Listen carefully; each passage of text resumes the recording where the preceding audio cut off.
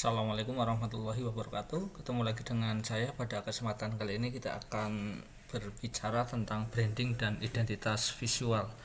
Ini adalah lanjutan dari materi sebelumnya, itu ya, masih bersinggungan, yaitu materi sebelumnya adalah logo dan sekarang adalah branding dan identitas visual. Oke. Untuk branding sendiri itu adalah keseluruhan proses pengembangan untuk menciptakan merek, nama merek, identitas merek, dan mungkin termasuk aplikasi lain. Nah, ini adalah branding. Kemudian pengalaman merek terintegrasi adalah pembuatan program strategis, terpadu, terintegrasi, dan kreatif yang komprehensif untuk suatu merek, termasuk setiap desain grafis dan aplikasi periklanan untuk merek tersebut, dengan pandangan dan pikiran tentang bagaimana konsumen dan individu ini mengalami merek atau kelompok saat masing-masing berinteraksi dengan itu. Sehingga intinya branding itu adalah bagaimana menciptakan satu image ya di benak para konsumen. Nah, di sini misalnya ada 3 contoh merek gitu ya, yang mana 3 merek ini atau 3 contoh dari branding yang dilakukan oleh Nike, Rolex, dan Tesla ya. Mereka ini memiliki segmen yang sama, yaitu apa? Luxury gitu ya. Yang mana ketika orang berasumsi atau orang itu mendengar atau melihat merek dari Nike, Rolex ataupun Tesla, maka yang muncul di benaknya itu apa? Yaitu adalah luxury atau kemewahan gitu ya. As long as you have a body ya, dan seterusnya, itu adalah tagline dari mereka yang saya kira akan semakin memantapkan posisi mereka sebagai luxury merek itu ya, luxury mark atau merek yang mewah. Beda misalnya ketika kita melihat logo-logo yang produk-produk dalam negeri, misalnya untuk satu kendaraan misalnya itu ya, bandingkan nanti antara Tesla dengan misalnya Honda, Tesla dengan Toyota gitu ya, tentunya akan jauh berbeda yang ada di benak konsumen. Itu seperti itu. Kemudian identitas visual. Nah, identitas visual itu apa? Yaitu artikulasi visual dari sebuah merek ke semua aplikasi desain terkait. Misalnya apa? Ya, jadi logo yang sudah dibikin kemarin itu nanti diaplikasikan ke kop surat, kartu nama, kemasan, dan juga banyak aplikasi lain yang memungkinkan untuk ditempel identitas visual. Misalnya di jam, di mug, di amplop, kemudian di cover CD, kartu nama, kop surat tadi itu ya, flash disk, CD-nya itu sendiri, kemudian name tag itu ya. Kemudian ada aplikasi-aplikasi yang lain yang tentunya memungkinkan. Nah, identitas visual ini disebut juga dengan identitas perusahaan atau identitas merek. Nah, di sana untuk komponen identitas visual itu, identitas visual nanti ada beberapa ya yang bisa ditempeli, ada nama merek, logo, kop surat, nama, dan seterusnya, termasuk juga nanti ada di aplikasi-aplikasi lain yang memungkinkan, seperti misalnya di kendaraan ini ya. Nah, ini juga termasuk branding. Unconventional design yaitu apa? Branding tidak lumrah yang menyatu dengan dunia nyata. Misalnya kita lihat di sini, ini seolah-olah ada gedung, kemudian ada iklan apa ini namanya, ada iklan cat yang kemudian catnya ini seolah-olah kelihatan tumpah. Kemudian desain dari atau branding dari McD di sana, apa itu namanya, potatonya atau kentang gorengnya yang di sana itu kita bisa lihat ini seperti seolah-olah menyatu dengan zebra cross yang warnanya kuning ya. Zebra cross ini bisa diasosiasikan sebagai yaitu kentang goreng itu sendiri yang memang berwarna kekuning-kuningan. Nah, itu. Kemudian ada juga ini branding dari satu penyedot ya atau vacuum cleaner yang saking kuatnya ini seolah-olah bisa menyedot balon udara ini ya. Kemudian ada gantungan atau apa ini namanya, sebuah merek jam tangan yang kemudian dia seolah-olah setiap orang nanti yang berpegangan di satu kendaraan akan memakai jam tangan tersebut, dan seterusnya. Itu ada banyak nanti contohnya. Kemudian periode pasca perang di tahun 50-an ini muncul kebutuhan yang jelas akan identitas visual ya, termasuk bagi perusahaan, di mana logo-logo pada awal tahun 50-an ya kurang lebih seperti itu. Ini adalah logo dari Apple komputer yang sekarang menjadi apa itu namanya simbol gadget berteknologi dan harganya yang mahal itu ya. Dulu pada saat pertama itu logo Apple seperti ini itu ya. Apple-nya mana? Apple-nya itu sendiri mana? Oh, ini ternyata kecil sekali itu ya. Yang gede itu ini gambar pohon, ini ada gambar orang sedang membaca, ada gambar pemandangan gitu ya. Kemudian berubah lagi, ini Apple menjadi kayak pelangi gitu ya. Nah, ini logo Walmart pada saat dulu, ini logo Starbucks itu ya pada saat awal, ini logo Canon ini ya pada saat awal. Kemudian ini Pepsi Cola, ini logo Microsoft untuk pertama kali zaman dulu gitu ya. Dan ini logo IBM. Nah, ini pionir-pionir di logo yang sekarang ini sudah berubah itu ya, atau mengalami evolusi. Seperti apa nanti kita lihat evolusinya. Nah, aset merek ya, dimana aset merek yang dimiliki oleh kita, misalnya kalian itu punya satu institusi atau kalian di biro desain, nah asetnya apa saja? Yang pertama itu logo, yang kedua adalah warna ini nanti bisa menjadi pembeda dengan produk-produk atau dengan layanan-layanan yang lain yang sejenis gitu ya. Nama font itu ya, kita harus punya ciri khas font yang kita pakai sebagai identitas. Warna juga kita punya warna ciri khas sebagai identitas perusahaan atau produk. Kemudian visual, nah ini fotografi atau elemen-elemen visual yang lain yang nanti itu bisa menjadi apa itu namanya aset kita itu ya. Jadi paling tidak itu di sana ada 4. Nah, logo, warna, font, kemudian visual. Nah, contoh untuk visual misalnya apa? Ketika kalian ingat itu untuk desktop di Windows 7 gitu ya. Desktop di Windows XP itu adalah gambar landscape itu ya, dengan rumput berwarna hijau dan langit yang berwarna biru itu ya. Nah, itu adalah identitas visual. Kalau orang melihat itu maka asosiasinya langsung pasti akan ke Microsoft Windows XP. Contohnya begitu ya. Kemudian sentuhan identitas visual ya. Identitas visual itu nanti bisa kita implementasikan kemana saja, di media cetak, print media, misalnya di brosur ya, user manual, di buku, di katalog, di kartu nama, stationery, publikasi, direct mail, dan seterusnya. Dan logo atau identitas visual itu juga harus kita munculkan di media sosial, profil image-nya, periklanannya, gambar-gambar yang diposting, termasuk videonya. Di sana semuanya diberi identitas visual. Kemudian di produk kemasannya atau kemasan produknya, yaitu bisa di kemasan dalam, kemasan luar atau kardusnya, labelingnya itu ya, termasuk nanti sampai lakbannya gitu ya. Nah, semuanya itu bisa kita branding. Nah, yang berikutnya apa? Advertising, di periklanan apa? Eventnya, di iklan di TV, kemudian di billboard dan seterusnya. Semua media periklanan itu harus di branding.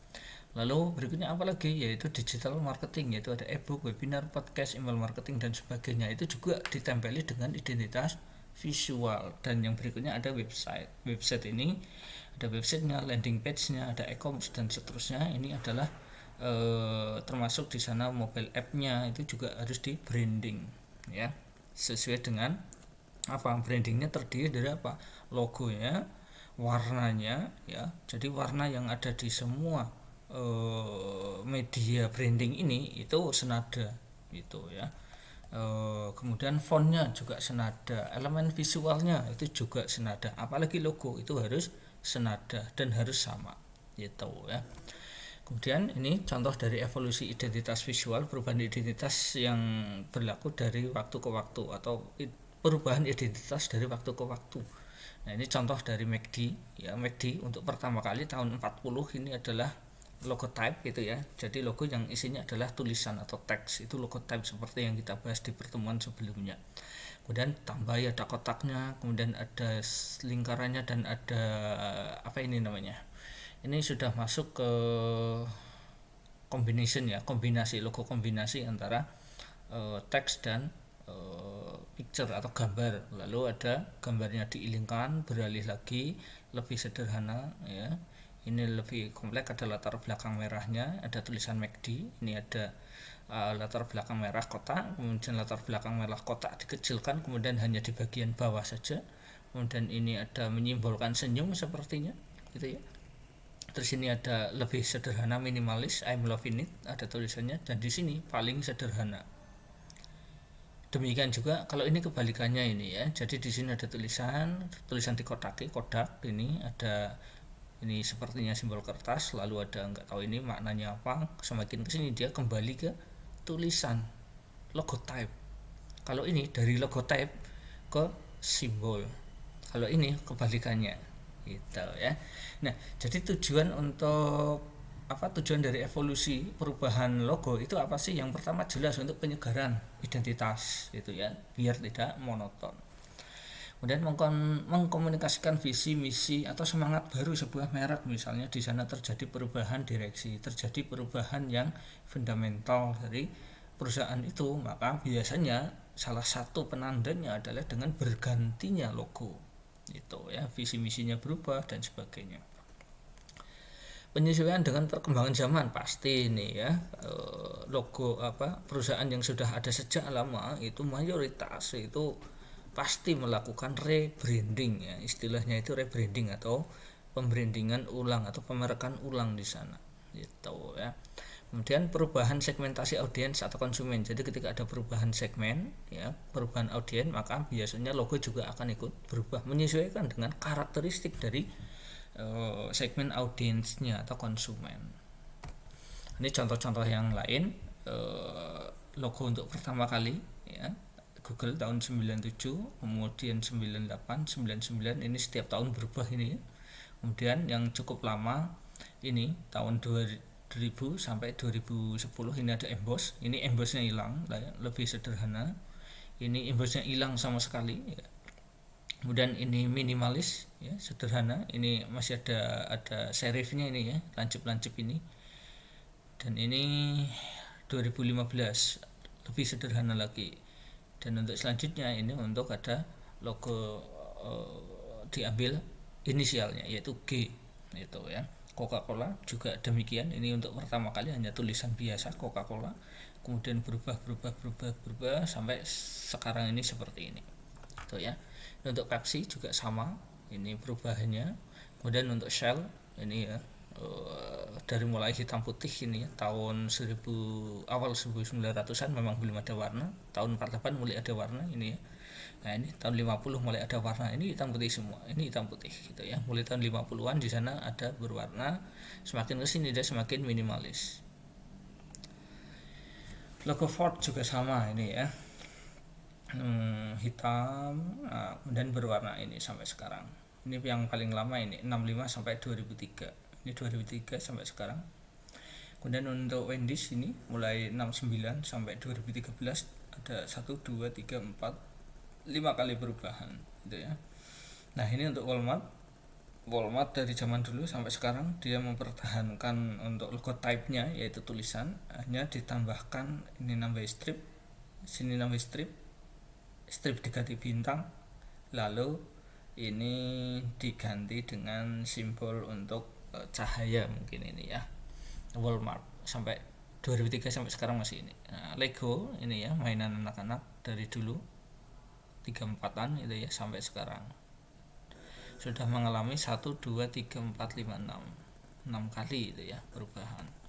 Dan ini untuk yang logo-logo di Indonesia lokal, PN Pertamin ini ya, untuk pertama kali tahun 61 sampai 68 gambar bintang, ini mungkin bintang laut, lalu ganti menjadi kuda laut, lalu bintang dan kuda dijadikan satu tahun 68 sampai 2005. Ini yang paling legend ini ya, paling lama. Kemudian 2005 berubah sampai sekarang ini ya, minimalis. JTV atau Global TV ini dulu tahun 2002 pertama kali, TVG itu ya, kemudian Global TV, lalu ini berubah lagi dan ini sekarang tahun 2012. KAI, nah ini ya, ini KAI tahun 53 untuk pertama kali, DKA PNKA ini ya logonya. Kemudian 88 berubah, ini nggak tahu apa ini maksudnya ya, PJKA itu ya. PJKA aneh ini ya. Nah ini yang legend ini tahun 99 sampai 2010-an ini ya, pakai logo ini Perumka ini ya, PTKA. Nah sekarang mulai 2011 sampai sekarang ini menggunakan yang minimalis seperti ini, PT KAI. Nah ini perubahan-perubahan yang terjadi ini adalah berdasar perubahan nomenklatur dari penamaan perusahaan kereta api itu. Pertama DKA PNKA seperti ini, kemudian berubah menjadi PJKA, logonya ganti, Perumka logonya ganti, dan sekarang menjadi PT KAI, berubah lagi. Nanti mungkin kalau berubah juga kalau nomenklatur perusahaan berubah mungkin juga akan berubah lagi. Nah itu seperti itu. Kalau Global TV ini juga terkait dengan kepemilikan gitu ya, pemiliknya berubah, logonya juga ikut berubah. TVRI ini yang paling legend, paling sering ganti ini ya, mulai tahun 62. Kemudian ini ya, kalian bisa lihat di sini perubahan logonya 62 sampai 78, TVRI 78 sampai 82. Nah ini saya mulai melihat ini yang ini tahun 82 ini yang paling legend ini, ya, paling legend TVRI segi 5 dengan sudut yang tumpul ini ya. Nah ini saya di era ini. Kemudian habis itu ganti juga, ini ada dua versi ini ya, tahun 91 sampai 95 ada yang berwarna seperti ini sampai 99 masih pakai ini, kadang ini. Nah 99 sampai 2001 ini, 2001 sampai 2003 berubah lagi, 2003 sampai 2007 berubah lagi, 2007 sampai 18 ini juga cukup lama juga ini ya, cukup lama. Jadi yang cukup mendapat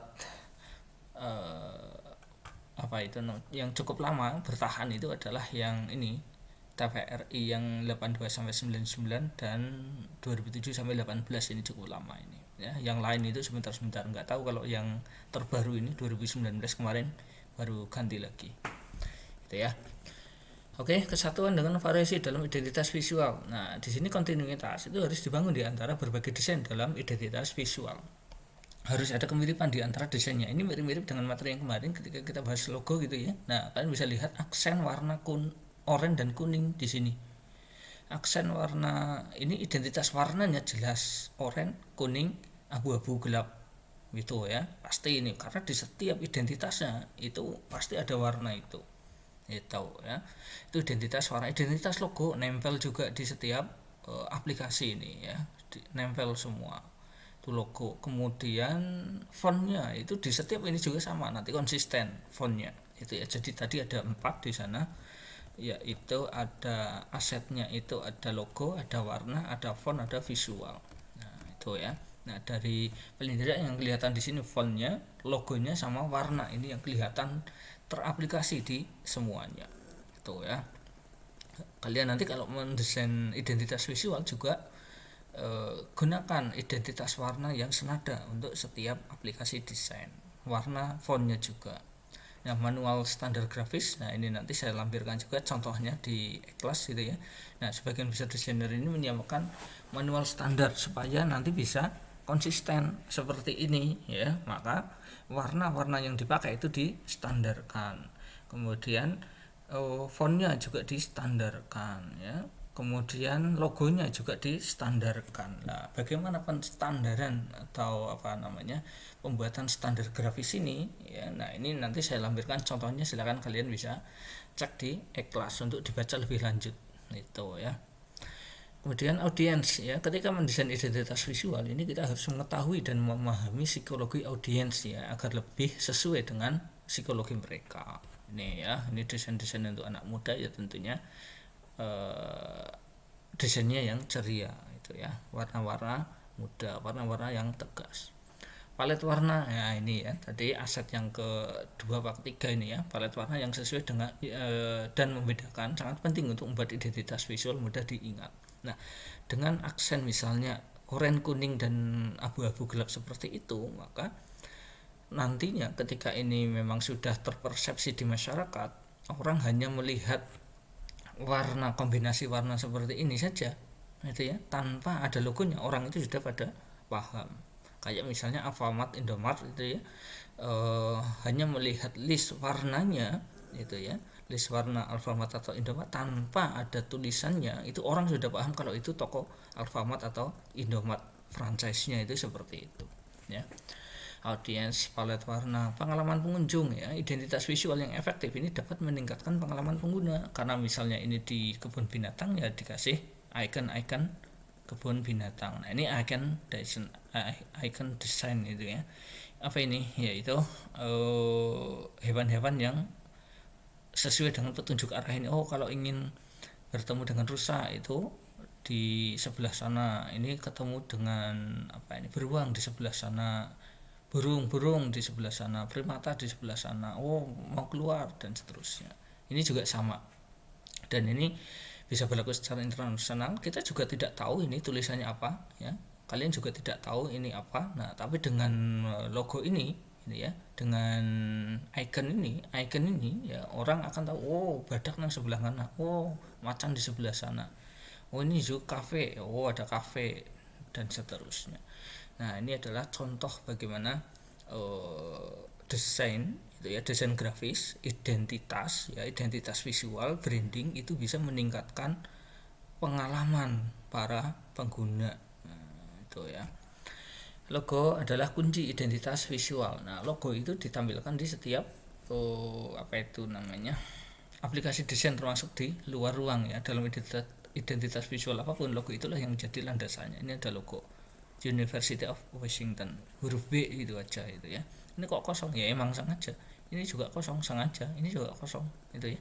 Ini kalau misalnya mau digedekan ya bisa juga, tapi kan menjadi kurang estetis gitu ya. Nah ini juga sama ini ya, nadanya sama. Ini yang marah ke Red Square, ini yang ke Husky, ini yang the Quad, ini ya University Way.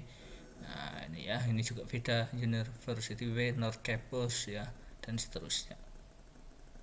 Nah, kita mimpinya nanti di IAIN atau UPIN itu ya, ini juga punya wayfinding seperti ini itu ya, atau penunjuk arah atau penunjuk jalan itu ya, yang estetis, yang indah, yang bagus gitu ya.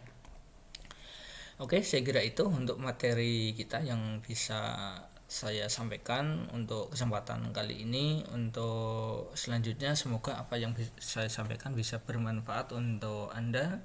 Terima kasih, mohon maaf kalau ada kesalahan kekurangan. Saya akhiri. Assalamualaikum warahmatullahi wabarakatuh.